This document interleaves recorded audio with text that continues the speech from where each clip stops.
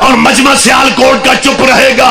میں موجودہ حکومت سے کہہ رہا ہوں اگر آپ اہل بیت کو سلیبس سے نکالتے ہیں پھر ہم اپنی مجلسوں کو سلیبس بنا دیں گے. ہم مجلسوں کو سلیبس بنا دیں گے. پھر ہمیں مجلسوں میں بتانا پڑے گا کہ وہ جنگ احد میں گانے گانے والی کس کی ماں تھی, کس کی دادی تھی.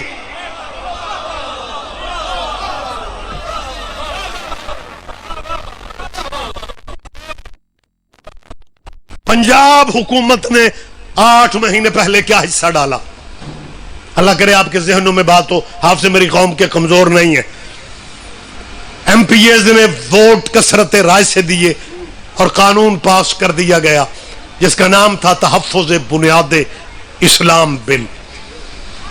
اسپیکر پنجاب اسمبلی چودھری پرویز الہی, تیاری تو ان کی تھی وزیر اعلیٰ بننے کی, لیکن لگ رہا ہے دعا کراں چو کچھ نہیں لبنا,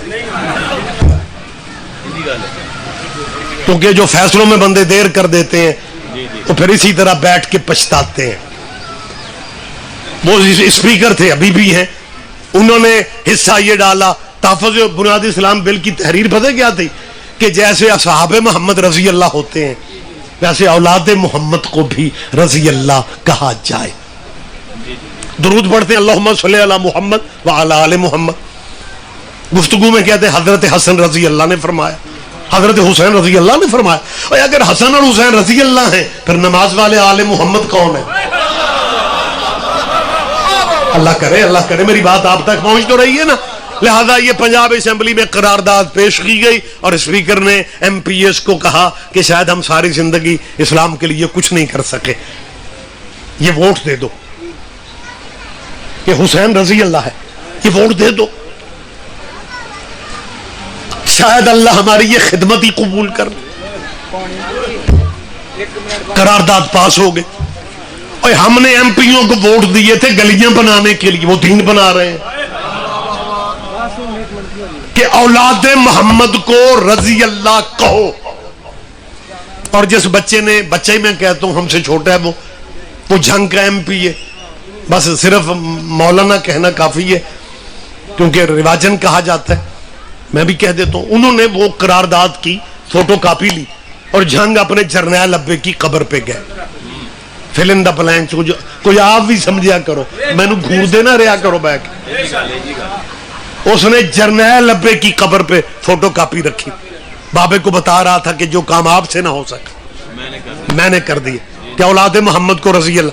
2 دن بعد میری کربلا گامیشہ میں تقریر تھی, میں نے کہا ایم پی اے صاحب ساری زندگی آپ کہتے تھے مردے سنتے نہیں ہیں, یہ مردے فوٹو کاپیاں بھی پڑھنے لگ گئے. کیا کہنے, آپ جیے, آپ زندہ و سلامت رہے. متوجہ سرکار, اب جو بات میں نے وہاں پہ کہی, اب وہ بات کہہ کے میں بھائی کو ممبر دینے بالکل اب قریب آ رہا ہوں. اس میں ضابطہ اسلام نام دیا گیا اور اس کو قانون کیا بنانا تھا کہ جیسے صحابہ کے بعد رضی اللہ ویسے اولاد. دیکھیں میں اتنی باتیں کر رہا ہوں, کوئی بندہ یہ نہ سمجھے کہ ہم صحابہ کے بار کی عزت نہیں کرتے. جتنی عزت شیعوں نے کی ہے تم تو سوچ بھی نہیں سکتے. ہم نے صحابہ کے نام پہ چندے شندے نہیں مانگے, یہ سچ ہے, لیکن عزت ہمارے جتنی کس نے کرنی ہے. یہ عزت ہے صحابیوں کی کہ شیعہ مر جاتا ہے یزید کو رضی اللہ نہیں کہتا. یہ عزت ہے, یہ عزت ہے. ہم نے کیوں یزید کو رضی اللہ نہیں کہا؟ کیونکہ ہم سمجھتے ہیں جس ملک میں حضرت ابو بکر بھی رضی اللہ ہو,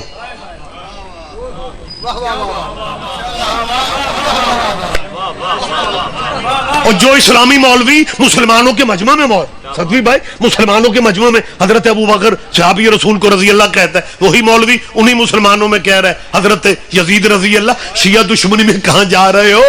اور یزید کو لعنت اللہ کہہ کے 2 مرضی کے رضی اللہ بچا لو. لیکن ہم یہ چاہتے ہیں جو جس کا مقام ہے اسے اس کا مقام دو. یہ صحابہ اور اہل بیت کو درود میں برابر کرنا چاہتے ہو, یہ فرق قیامت تک رہے گا. صحابی عرش پہ بھی بیٹھ جائے وہ نوکر محمد کا ہے, حسین مٹی پہ بھی بیٹھا رہے وہ بیٹا محمد کا ہے. بہت شکریہ, بہت شکریہ.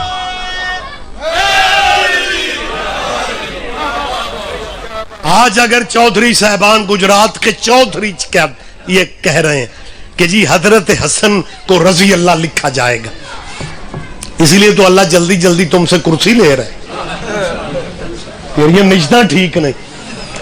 اچھا 3-4 دن بعد میری گجرات میں مجلس یہ جب قرارداد پیش ہوئی نا، تو میں نے گجرات میں چودھریوں کے شہر میں کہا، سیالکوٹ بھی لگتا ہے بارڈر شارڈر، میں یہاں بھی کہہ رہا ہوں کہ چودھری صاحبان آپ کی پاکستان کے لیے بہت خدمات ہیں، بالکل اتنی خدمات ہیں جتنی بنو امیہ کی اسلام کے لیے خدمات۔ سارے نہ ہی سمجھوتے چنگا جی، اے گل ٹھیک ہے، میں ان کی خدمات کا اعتراف کرتا ہوں، لیکن ایک بات میں چودھری یہاں ماشاءاللہ برادریوں والے چہرے بیٹھے ہیں، چودھری صاحب چاہتے ہیں کہ جیسے اصحاب رضی اللہ ہیں اولاد بھی رضی اللہ ہونی چاہیے۔ میں نے پوچھ رہا ہوں چودھری پرویز الہی صاحب آپ کا بیٹا وفاقی وزیر ہے، منہ صلاحی خالی منہ صلاحی نہیں لکھتا، چودھری منہ صلاحی لکھتا ہے کیونکہ پتر چودھری ہے۔ میں نے کہا حد ہو گئی ہے، چودھریوں کے بیٹے چودھری ہوتے ہیں اور صلی اللہ کے بیٹے۔ جی سید ریاض حسین رضوی صاحب، جی ہو ایک آپ تب اپنی حکومت بچاتے، آپ ایک منہ کے باہر گرے نہیں ہے، اہل بیت کو جو بھونکے گا، اہل بیت کے خلاف جو جائے گا اس کی حالت یہی ہوگی جو دیکھا ہے۔